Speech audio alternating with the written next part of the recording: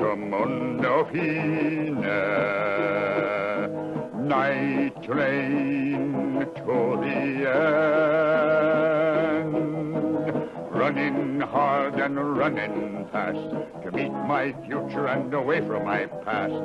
Taking the gamble that cannot last. Night train to the end. Welcome to the Frater SH Night Show. The episode before this, the other night, was a rerun. And the fact is that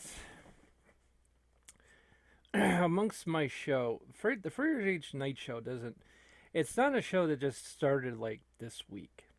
It literally goes back to like 2009, but has not been consistently on the air. It has not been consistently on YouTube or whatever streaming platform. But it's gone through a lot of changes, a lot of, even my own maturity has kind of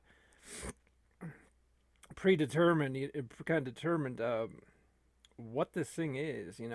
And yeah, it's basically more or less a tribute to Art Bell. I mean, let's not lie about it. It is a tribute to Art Bell. I love that kind of a show and very non-offensive. But the show went through a lot of changes, and it's like, I'll be honest with you, really the first 10 episodes, maybe 9 episodes, I'll never rerun. I'll just never rerun those. I was pretty much in deep poverty at the time and having crappy minimum wage jobs, and oh yeah, it was not a good time for me. And now I'm very much self-employed, and have different passive income from crypto, and it's I have the time now to really kind of focus on these kind of shows. But like, I could literally tell you that the Frater versus Retro show, the new Frater versus Retro, you have noticed this weird sketch comedy show on my channel. Believe it or not, that's what the Frater SH Night Show turned into. I at first I always used to thought it was a separate show I made, and when I went back to list some of my older shows from like 11 years ago, Jesus, we're going 11 years ago now. um, I just got burned out. I got burned out because I had basically covered all the different theories at the time I was playing around with. And I wasn't, I'm going to be honest with you guys. I was basically a New Ager. I wasn't a Christian. I went back to Jesus and God, and, now Jesus is basically my producer, basically, and this show has a different focus. It's more focused on the sort of fun theories of UFOs and Bigfoot and whatever, ghosts, whatever. But, at no point does it, no point does it, get gets very controversial. Of course, with YouTube in its current state, you really can't do too much. You have to be very careful what you say nowadays. It's actually funny. There's a project I'm going to be doing eventually where I relaunch the original Frater versus Retro, and it's going to be more. Basically, what it is, it's going to be a gaming show from 2011. Meaning it's almost like time travel. It's like, like when you see the guys, like right now it's January the 4th. I'm sorry. Whoops, I just really exposed when I recorded this. But yeah, because this is the day, okay, never mind. So basically, for the 5th, for January the 5th, actually, I did the rerun the other day because I wasn't sure about time, because I was going to be doing some hiking or something. I wasn't sure I'd be home to record anything, but I had this little time opened up. So basically, the new, I should really say the original Frater versus Retro. Originally this show basically what happened. I got so burned out on UFO theories and all that stuff, and plus it didn't help with my current situations, my mental situations, and all that. All those things piled together. It was just sort of like I got burned out on it, which is really for sort of the mythology of the Frater versus Retro show, with the idea that the Frater character is someone who became a character. He is a character, and he's this guy who's burnt out. You know, it's like The Odd Couple. I mean, there's a lot of influences of old sitcoms in that show. You know, I still, you know, I admit at one point, yeah, there was not a lot of gaming, but that's because there's no rule against it. You know, I'm not working for somebody else. If I work for somebody else, they say, "Look, man, you got to have more of this, or I'm canning you," and that's that's fine. That's his property. You're on his property. But you know, for the most part, you know, I'm just saying that. Um, so back to the show I was going to make. I kind of trailed off a little bit, but basically, it's going to be like if this was you know, today's January the 5th, and is today's January 5th, you think it's January the 5th, 2022. In the show, it would be 2011. So basically, even the games you play have to be really dependent on. And I would probably be using my Xbox Series X for that. And God knows how I found one of those. I mean, who would have thought in the time we live in? Back then, you can get an Xbox 360 or PS3 without even trying. I mean, they were well stocked. This was never an issue back then. At least as far as like, you know, even year three or something. I mean, I mean, for God's sakes, I mean, the PS5 and Xbox Series X. I know that I'm getting into a video game show, but I just got onto my own little rant. But we do have paranormal news. And I love the Coast to Coast AM website because they link all these stories from around the world, and you never know what's going to pop up, and that's why I like it. And I said what I need is a paranormal drudge. I need a paranormal drudge. I would want something even further in this. If someone could recommend in the comments, is some kind of site where, like, look, so and so had a haunting, and he's got video footage of it, and he's got doors slamming, he's got windows going nuts, he's got cabinets flying all over the place. Uh, Somebody had stuff like that. I mean, there's got to be something like that, you know. Okay, so the paranormal news, and what we got here is the top 10 UAP UFO stories of 2021.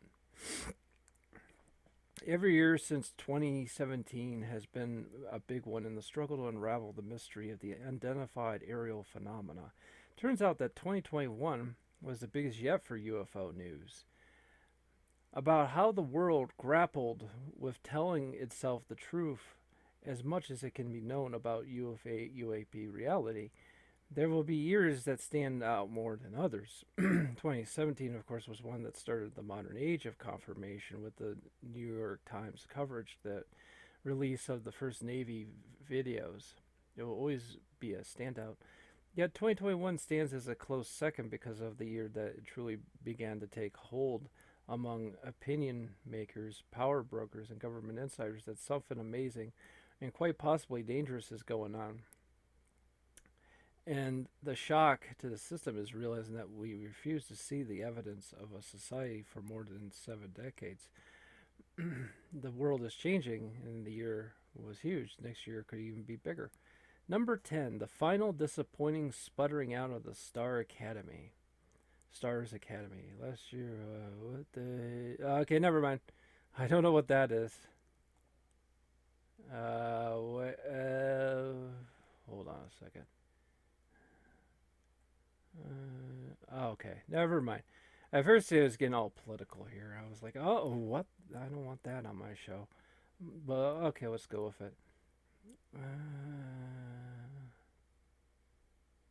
Hold on. Let's see.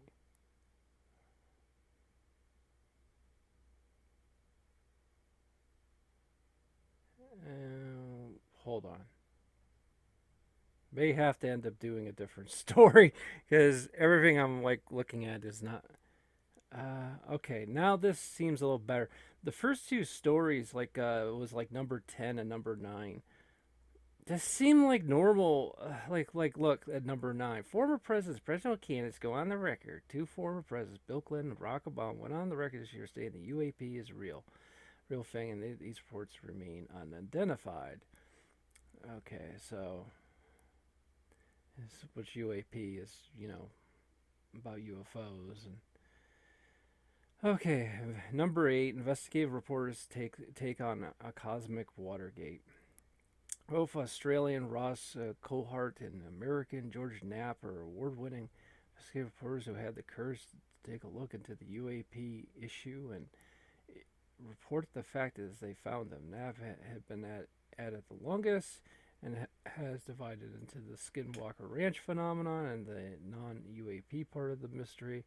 Cohart is the relative newbie, but his dive was deep and sustained over 3 years, and he's found fire in the middle of lots of smoke. Let's see, skeptics had a hard year, number 7. Let's see, 2021 has been a tough year for knee-jerk UFO, UAP skeptic crowd. But the government, Navy pilots, and sensors agreeing that UAP is real phenomena.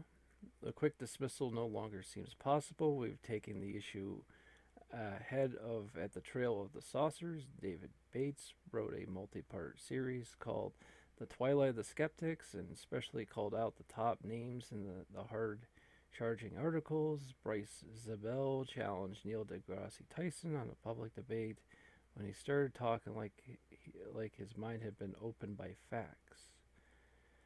Let's see, number 6. U.S. intelligence leaders tease non-human explanations. 2021, the year of recently retired spies and spooks like Trump's direct advisor, National Intelligence, John Ratcliffe, Obama's director of Central Intelligence, John Brenneman, and the current director of National Intelligence, Avril Haines, all went on record. Something might strange seems to be going on here on planet Earth. At the same time, Lou Azamondo, who ran for the UAP program at the DoD for years, stretched his non-disclosure agreement to breaking point time, and again with a series of incautious interviews that talked about crash wreckage, biological samples, and occupants on board of these craft. Here, Brenneman, for example, I think some of the phenomena we're going to be seeing as a result of something that we don't yet understand, and that could involve some type of activity that might say constitutes a different form of life. And let's see, number 5, new orbits for Harry Reid are a wake-up call. He had just recently died. Let's see, it wasn't all good news, of course, at the end of the year, 28th, we lost Senator Reid, a man who had helped get the funding for the AATIP office, publicized the Nimitz case, and in his post-Senate retirement spoke openly and honestly about the UAP issue. The wake-up call is that when he passed on, all of the mainstream media were out with full obituaries, and unless we've missed one or two, not a single one of them even deigned to mention how he was willing to use this considerable influence and reputation to take on both the stigma and indifference that attached to the UAP subject. The stigma and indifference he fought against was as obvious as ever. It was a shameful betrayal of journalism, as supposed to be all about. NASA's Bill Nelson says the quiet part out loud. NASA has been for years been hemming and hawing about the UFO topic, and administration said UFOs are not part of their mandate until Bill Nelson. He's a former U.S. senator, a former shuttle astronaut, and he has clearly decided that NASA's mission now has very much included the UAP mystery. He has directed his scientists to find ways to study it and be helpful. In his interviews, he stated that the universe is so vast that it would be bizarre if there wasn't alien life all over the place. And he personally would rather ET be responsible for the UAP reports than that one of our nation's adversaries that has developed this technology. And also understand, when we talk about UFOs in the show, It doesn't necessarily mean we're talking about people from another planet. Where we could be talking about foreign countries creating experimental aircraft. We could be talking about angels and demons. I mean, these are things that seem very interdimensional, and fallen angels would have that ability to do such things. I know amongst the New Agers, they hate that. They don't want you to mention a Christian Jewish slant. Well, tough. 60 Minutes breaks its UFO taboo. Number 3. When it comes to being recognized by mainstream media, or does it getting better than to get a 60 Minutes piece in the mix? After all, this veteran news program, well, I don't know. I would say it's that great. Anything you tell me, it's like, oh, this is on CBS. It's really good stuff. Oh, no, it's probably fake news. It's a bunch of garbage. But we'll try to go with this. We'll just read this out. After all this, I just love how they kind of go, oh, this is a beautiful show. It's a really nice show. It's like, please, could you make this a little easier for me to read? I don't want to be like saying on air, I love 60 Minutes. Hi, I'm Dan Wallace. I'm Ed Bailey. No. Okay. After all, the veteran news program. Oh, no. Blah, blah, blah, blah, blah, blah. Is that it chooses to recognize this? What is going on here? Come on, get on with it. What about the UFOs? So when a correspondent, Bill Whitaker, did a piece simply as UAP and gave airtime to Christopher Mellon and Zabundo and David, a merry hand of pilots and radio operators, so he had to be recognized as a very big deal. Okay, that could have been just a sentence. You didn't have to have me read out how great 60 Minutes is. No, 60 Minutes sucks. Number 2, preliminary assessment of unidentified aerial phenomena says UAP is a real problem. When this was released in June 25th, 2021, it was clearly the biggest thing to happen in UAP UFO space since the New York Times article of December the 2017th. The public version was not everything that an advocate of transparency and disclosure would want, particularly coming from a government that appears to have worked hard to maintain secrecy silos on UFOs from the 1940s on. But in the slight 9 pages, it made fair clear that number 1, they're real. Number 2, they're not made in America. And number 3, they probably aren't Russian or Chinese either. So do the math, everyone. UAP is something else, something strange. And then finally, number 1, passage and signing of the Gillibrand-Rubio Amendment to the NDAA, National Defense Operations Act. The story that ultimately is that the one that will define 2020 and frankly 22 is that and beyond was the dark horse candidate. As it turned out, run up to the public release of the June 25th assessment, there were numerous classified briefings up to Capitol Hill. They must have been good because they got more than a few senators and representatives up in arms about UAP, gobsmacked according to one report. One in particular, Senator Kirsten Gillibrand, did something about it. She got an amendment that originated in the House, expanded, and passed in the Senate. One that would establish a new office, fund it, and demand annual reports, mandate the intel community to pull information, and look into crash wreckage and even medical effects of UAP exposure. Years from now, the history books to be written will have a lot to say about the event. Okay, so that is all today, folks, and I will come back again with more news.